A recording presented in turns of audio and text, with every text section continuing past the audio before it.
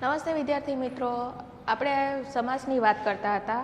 સમાસ એટલે શું? ફરી વખત આપણે રિપીટ કરીએ કે જ્યારે બે કે બે કરતાં વધારે પદો વ્યાકરણના નિયમ પ્રમાણે જોડાય એને આપણે શું કહેતા હતા? તો કે સમાસ. બે કે બે કરતાં વધુ પદો વ્યાકરણના નિયમ પ્રમાણે જોડાય તેને આપણે સમાસ તરીકે ઓળખીએ છીએ.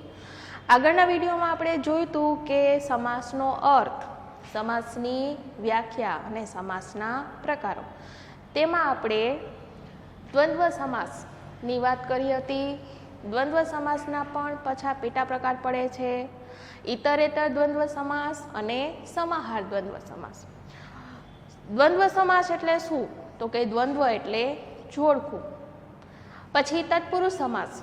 તત્પુરુષ સમાસમાં આપણે જોઈએ કે વિભક્તિ પ્રમાણે સાતે સાત તત્પુરુષનો સમાવેશ થાય છે, જેમાં દ્વિતીય તત્પુરુષ, તૃતીય તત્પુરુષ, સપ્તમી તત્પુરુષ, પંચમી તત્પુરુષ, જેમાં આપણે વિભક્તિમાં સાતે સાત વિભક્તિ આવે છે એવી જ રીતે સમાસમાં પણ સાતે સાત તત્પુરુષનો સમાવેશ કરવામાં આવે છે.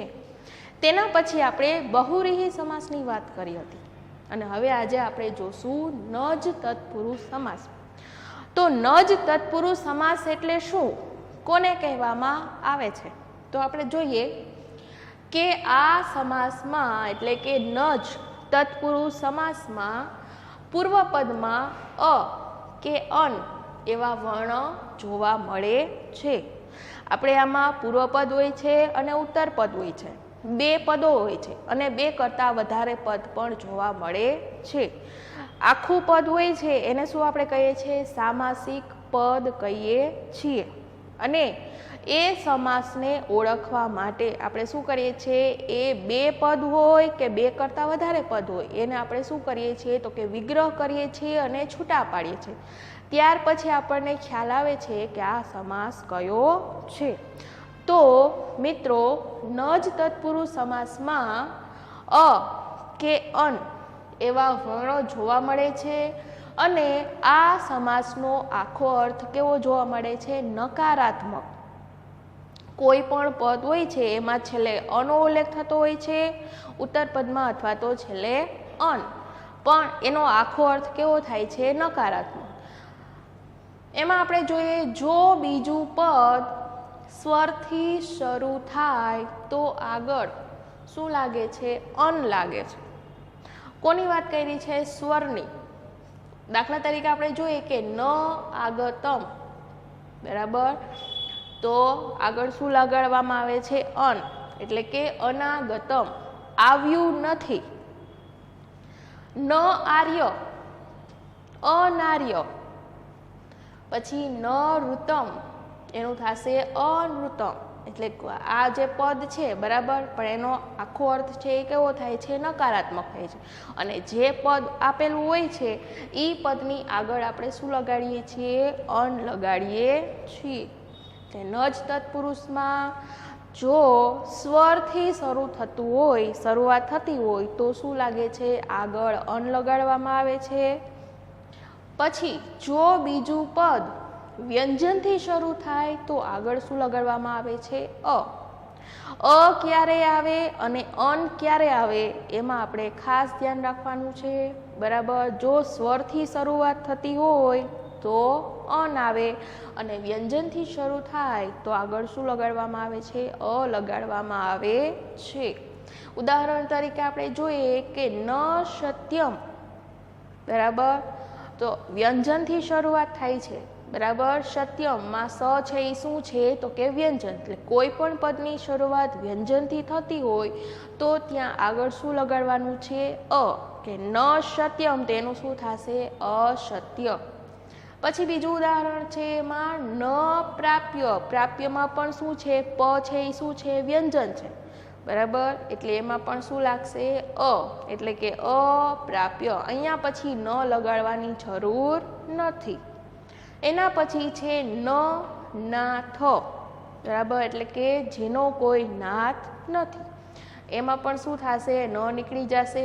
ન છે એ શું છે? એટલે કે અહીંયા નાથમાં ન છે એ વ્યંજન છે. શરૂઆત ક્યાંથી થાય છે? વ્યંજનથી. બરાબર, એટલે અહીંયા પછી શું આવી જશે? અનાથ. ન નીકળી જશે અને એની જગ્યાએ આપણે શું મૂકવાનું રહેશે? અ. તો ન જ તત્પુરુષ સમાસમાં આપણે એ ખાસ ધ્યાન રાખવાનું છે કે શું, તો કે પૂર્વ પદમાં શું આવે છે? અ કે અન. પણ એમાં જોવાની છે, જો સ્વરથી શરૂઆત થતી હોય તો શું લગાડવાનું છે? આગળ અન. પાછળ નહીં, પણ ક્યાં? આગળ. પૂર્વ પદની આગળ અન લગાડવાનું. અને જો કોઈ પણ પદની શરૂઆત કેનાથી થતી હોય? અથી થતી હોય, બરાબર, તો એની આગળ શું લગાડવાનું? એટલે કે વ્યંજનથી શરૂઆત થતી હોય, બરાબર, તો આગળ આપણે લગાડવાનું છે અ. ત્યાર પછી આપણે જોઈએ અવયવી ભાવ સમાસ. જે સમાસનું નામ છે એ ઉપરથી જ આપણને ખ્યાલ આવે કે જેમાં શું કેનો સમાવેશ થતો હોય? તો કે અવ્યયનો સમાવેશ થતો હોય છે. અવ્યય, તો અવ્યય છે આપણે ધોરણ 8 અને 9માં પણ આપણે ભણી ચૂક્યા છીએ, બરાબર. તો જેમાં યથા, પછી તથા, બરાબર, પછી સમીપઃ જેવા અવ્યયનો સમાવેશ થાય છે. અહીંયા આપણે ઉદાહરણ લીધું છે પ્રતિદિને, બરાબર, એટલે કે એનું આપણે વિગ્રહ કરીએ તો શું થશે? દિને દિને, એટલે કે દરરોજ. જેમાં પ્રતિ છે શું છે? તો કે અવ્યય છે. પછી છે યથાશક્તિ. યથા એટલે કે જેવું, બરાબર, એટલે કે જેવી શક્તિ. તો અહીંયા પ્રતિદિન અને યથાશક્તિમાં પ્રતિ, બરાબર, એ અવ્યય છે અને યથાશક્તિમાં જે યથા છે એ પણ શું છે? અવ્યય છે. એટલે ટૂંકમાં અવ્યયી ભાવ સમાસ છે તેમાં મુખ્યત્વે અવ્યયનો સમાવેશ કરવામાં આવે છે. ત્યાર પછી આપણે જોઈએ કર્મધારય સમાસ. તો કર્મધારય સમાસમાં શું કહેવા માંગે છે કે આ સમાસમાં બંને પદ, અહીંયા લિંગની વાત કરી છે એટલે પુલ્લિંગ, સ્ત્રીલિંગ અને નપુંસકલિંગ જેવા લિંગનો આપણે સમાવેશ કરીએ છીએ. અને લિંગ પ્રમાણે જે પ્રત્યય છે, બરાબર, તે ફરતા હોય છે. તો કર્મધારય સમાસમાં શું કહે છે કે આ સમાસમાં બંને પદ લિંગ, વચન અને વિભક્તિમાં હોય છે. વચન કે જેમાં એક વચન, દ્વિવચન, બહુવચન, પછી વિભક્તિ જેમાં આપણે સાથે સાથ વિભક્તિનો ઉપયોગ કરીએ છીએ. આ સમાસનો વિગ્રહ થાય ત્યારે જો પુલ્લિંગ પદ હોય અને સ્ત્રીલિંગ પદ હોય તો બેયમાં શું આવે છે? ચ અશો. બેયમાં સરખો આવે છે, પુલ્લિંગ હોય કે સ્ત્રીલિંગ હોય. તો જ્યારે આપણે વિગ્રહ કરીએ છીએ, બરાબર, તો ત્યારે આપણે શું મૂકીએ છીએ? ચ અશો. અને નપુંસક લિંગ હોય તો ત્યાં આપણે શું મૂકીએ છીએ? ચ તત. પુલ્લિંગ હોય કે સ્ત્રીલિંગ હોય તો એમાં શું આવશે? ચ અસો. અને નપુંસક લિંગ હોય તો શું આવશે? એમાં ચ તત. એના વડે વિગ્રહ કરવામાં આવે છે. કર્મધારય સમાસમાં લિંગ, વચન અને વિભક્તિ પ્રમાણે આપણે જોવાનું છે. પુલ્લિંગ હોય અને સ્ત્રીલિંગ હોય તો બેમાં વિગ્રહ કરે ત્યારે શું મૂકવાનું છે? ચ અશો. અને જો નપુંસક લિંગ હોય તો શું મૂકવાનું છે? ચ તત. પછી બીજો પોઈન્ટ એ યાદ રાખવાનો છે કે આ સમાસમાં પૂર્વપદ છે એ કેવું હશે? તો કે વિશેષણ. અને ઉત્તર પદમાં શું આપવામાં આવે છે? વિશેષ્ય. પૂર્વપદ છે એ શેનું બનેલું હોય છે? વિશેષણનું બનેલું છે. અને જે બીજું પદ એટલે કે ઉત્તર પદ હોય છે એમાં શું આપવામાં આવે છે? વિશેષ્ય. દાખલા તરીકે આપણે જોઈએ ઉત્તમ જનાહ. તો ઉત્તમ જનાહનો આપણે વિગ્રહ કરીએ તો કેવી રીતે થશે? તો પહેલા આપણે સૌપ્રથમ તો શું કરવું પડે કે લિંગ કયું છે? સ્ત્રીલિંગ છે, પુલ્લિંગ છે કે નપુંસક લિંગ છે? એ પ્રમાણે આપણે એનો શું કરવો પડશે? વિગ્રહ કરવો પડશે. જો પુલ્લિંગ કે સ્ત્રીલિંગ હશે તો આપણે આનો વિગ્રહ કરશું ત્યારે શું વચ્ચે આવશે? ચ અશો. અને જો નપુંસક લિંગ હશે તો શું આવશે? ચ તત. તો અહીંયા આપેલું છે ઉત્તમ જનાહ. તો એનો આપણે વિગ્રહ કરીએ. ઉત્તમ ચ અશો જનાહ. એટલે કે ઉત્તમ માણસો. જળ પદાર્થ. તો આ પણ શું છે? પુલ્લિંગ છે. તેનો વિગ્રહ થશે જળઃ, ચ અશો,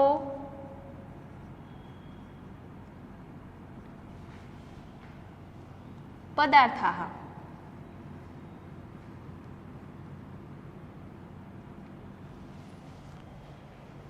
પછી છે નીલોત્પલમ એટલે કે કમળ. તેમાં શું આવશે તો કે આ જે શબ્દ છે નીલોત્પલમ તે કયો છે નપુંસક લિંગનો શબ્દ છે. તો નપુંસક લિંગનો શબ્દ હોય બરાબર તો ત્યારે આપણે વિગ્રહ કરીએ ત્યારે શું મૂકવાનું છે ચ તત. નીલઃ ચ તતઃ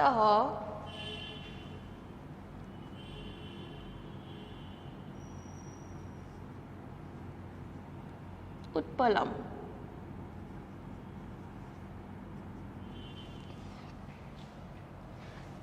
એટલે બીજો મહત્વનો પોઈન્ટ આપણે એ યાદ રાખવાનો કે વિશેષણ હોય બરાબર વિશેષ્ય હોય ત્યારે સ્ત્રીલિંગ હોય પુલ્લિંગ હોય તો ત્યારે આપણે ચ શો વડે વિગ્રહ કરશું અને નપુંસક લિંગ હોય તો ત્યારે આપણે શું મૂકશું ચ તત.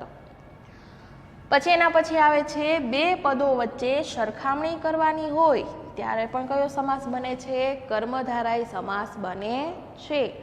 બે પદોની સરખામણી કરવાની હોય ત્યારે પણ શું બને છે કર્મધારાય સમાસ બને છે. કેવી રીતે તો કે મુખ કમલમ બરાબર જેનો વિગ્રહ કર્યો છે મુખમ ઇવ કમલમ એટલે કે કમળ જેવું મુખ. મુખ કમલમમાં મુખમ ઇવ કમલમ એટલે કમળ જેવું મુખ. પછી બીજું છે વજ્ર કઠોરમ તો એનો વિગ્રહ થશે વજ્રમ ઇવ કઠોરમ એટલે કે કોના જેવું કઠોર તો કે વજ્ર જેવું કઠોર.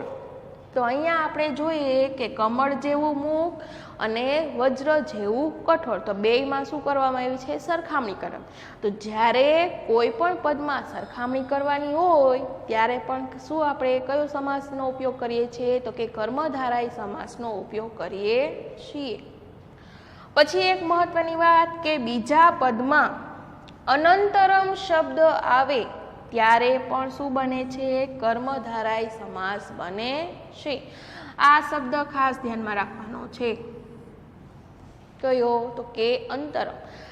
અંતરમ શબ્દમાં પણ આપણે જોવાનું છે સ્ત્રીલિંગ હોય ત્યારે પણ અલગ આવશે પુલ્લિંગ હોય ત્યારે પણ અને નપુંસક લિંગ પ્રમાણે તેમાં પદમાં ફેરફાર થાય છે.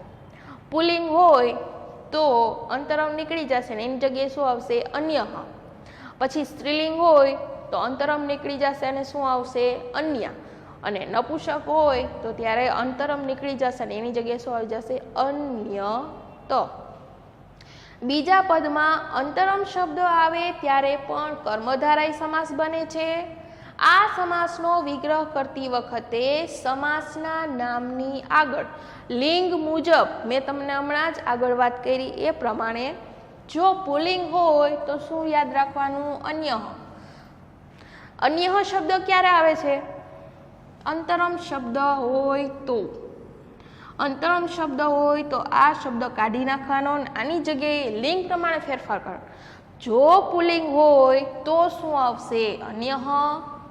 સ્ત્રીલિંગ હોય તો આવશે અન્ય અને નપુંસક લિંગ હોય તો શું આવશે અન્ય. તો એટલે ખાસ આપણે આ ત્રણ મહત્વના પોઈન્ટ છે એ યાદ રાખવાના છે. આમાં આપણે ઉદાહરણ જોઈએ તો કે યુગાંતરમ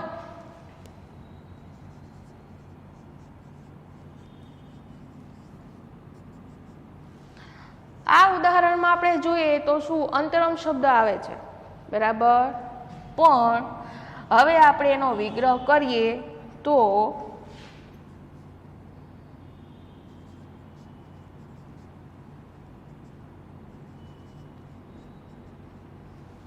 અન્ય યુગ. અન્ય શબ્દ કેમ આવ્યો તો કે આ શબ્દ છે એ કેવો છે તો કે પુલ્લિંગ છે એટલા માટે. બીજું ઉદાહરણ આપણે જોઈએ શાલાંતરમ,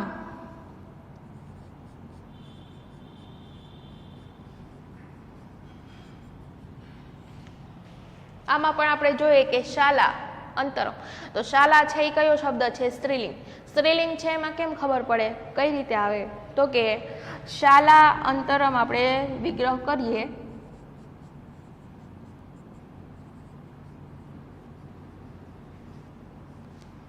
તો અહીંયા આપણે શાલા શબ્દની અંદર લા શબ્દનું ઉચ્ચારણ કરીએ તો છેલ્લે શું આવે છે? આ.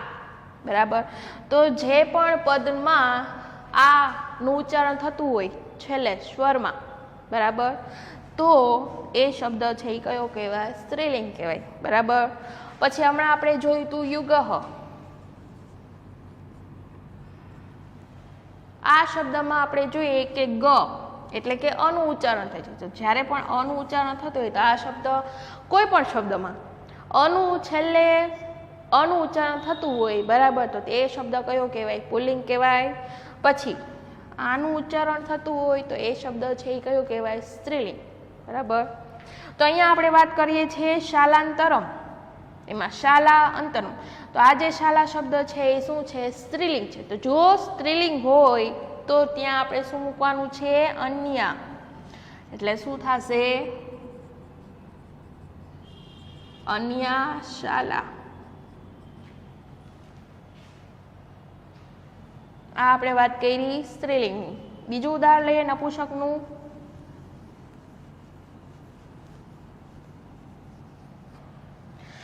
સ્થલાંતરમ.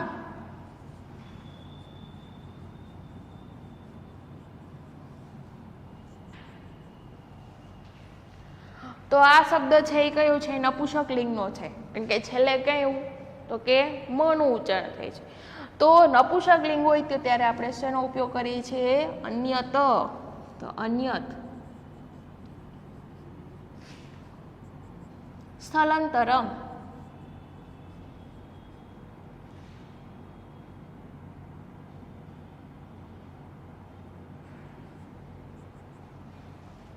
એટલે કે બીજા સ્થળે, બીજી જગ્યાએ. તો આ આપણે ઉદાહરણ જોયું પુલ્લિંગ, સ્ત્રીલિંગ અને નપુંસકલિંગ. એટલે ખાસ ધ્યાન રાખવાનું, પુલ્લિંગ હોય તો અન્યઃ, સ્ત્રીલિંગ હોય તો અન્ય અને નપુંસકલિંગ હોય તો અન્ય. તો કર્મધારય સમાસમાં બંને પદ હોય છે એ લિંગ, વચન અને વિભક્તિ આધારિત હોય છે. પછી જો સ્ત્રીલિંગ અને પુલ્લિંગ હોય તો શેનો આપણે ઉપયોગ કરવાનો છે? એટલે ઉપયોગ એટલે કે કયું મૂકવાનું છે? વિગ્રહ કરીએ ત્યારે ચ અશો મૂકવાનું છે. પછી નપુંસકલિંગ હોય તો ચ તત. પછી બીજું શું કીધું છે? સરખામણી કરવાની હોય ત્યારે પણ કર્મધારયનો સમાવેશ થાય છે.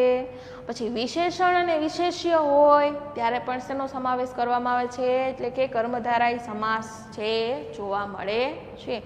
લિંગ, વચન અને વિભક્તિ પ્રમાણે યાદ રાખવાનું. વિશેષણ અને વિશેષ્ય હોય તો પણ કર્મધારય સમાસ બને. પછી સરખામણી કરવાની હોય ત્યારે પણ કર્મધારય સમાસ બને. અને અંતરમ શબ્દ જોવાનું. અંતરમ શબ્દનો ઉલ્લેખ થતો હોય, મેં તમને અહીંયા ઉદાહરણ હમણાં કરાવ્યા, બરાબર, એ પ્રમાણે અંતરમ શબ્દ હોય પણ અંતરમ શબ્દમાં પણ લિંગ પ્રમાણે જોવાનું. સ્ત્રીલિંગ છે, પુલ્લિંગ છે, નપુંસકલિંગ છે, તો લિંગ પ્રમાણે આપણે અન્યઃ, અન્ય અને અન્યત જે આપણે મૂકવાનું છે. તો આ આપણે વાત કરી કર્મધારય સમાસની. બરાબર. તો આપણે એક તો દ્વંદ્વ સમાસ જોયો, પછી બીજો પ્રકાર જોયો તત્પુરુષ સમાસ, એના પછી આપણે વાત કરી નજ તત્પુરુષ સમાસ, પછી બહુવ્રીહી સમાસ, અવ્યયી ભાવ સમાસ અને કર્મધારય સમાસ. તો ખાસ આપણે સમાસની અંદર આપણે જે પાઠમાં જે શ્લોક આવતો હોય, બરાબર, એમાં આપણે જે સમાસ આવે છે આપણે ખાસ એ જ પૂછાય છે. પણ આપણે આ સમાસનો વધારે ઊંડાણપૂર્વક અભ્યાસ કરીએ ત્યારે આપણને ખબર પડે છે કે આમાં આવા નિયમો પણ હોય છે. જેવી રીતે આપણે વિભક્તિ છે, ધાતુરૂપો છે, એમાં આપણે જોઈએ છે કે ઘણા બધા પ્રત્યય આવે છે. અવ્યયમાં પણ આપણે જોઈએ છે કે ઘણા બધા અવ્યય છે એનો સમાવેશ કરવામાં આવે છે. પણ જે કોઈ વસ્તુ સંબંધિત આપણે અભ્યાસ કરીએ છીએ, જેના વિશે આપણે માહિતી મેળવીએ છીએ, એમાં આપણે જેમ ઊંડા જઈએ છીએ બરાબર, એમ આપણને વધારે ખ્યાલ આવે છે કે આ કર્મધારય સમાસ આપણે જોઈએ છીએ બરાબર. તો કર્મધારય સમાસમાં આપણે જોઈએ કે કેટલા નિયમો આવે છે, વિશેષ્ય આવે છે, વિશેષણ આવે છે, સરખામણી કરવાની આવે છે, પછી અંતરમ શબ્દનો ઉપયોગ કરવાનો હોય છે. એટલે આપણે કોઈ પણ શબ્દ આવે એટલે આપણે ઓળખી જાય કે હાલો આ કર્મધારય સમાસ છે. એ તો પાઠમાં આપે જ છે, શ્લોક હોય છે, શ્લોકમાં જે તે શબ્દ છે એ આપે જ છે કે આમાં કર્મધારય, આ જે શબ્દ છે તો કે કર્મધારય સમાસ છે. રામ લક્ષ્મણો તો કે ઇતરેતર દ્વંદ્વ સમાસ. નામ તો આપણને ખબર જ છે, પણ એ નામની સાથે સાથે એ કેવી રીતે બન્યો છે, એની અંદર શું નિયમ આવે છે, આપણે વધારે ઊંડાણપૂર્વક આમાં ઉતરીએ તો આપણને વધારે ખ્યાલ આવે છે અને આપણે સરળતાથી એને યાદ પણ આપણે રાખી શકીએ છીએ.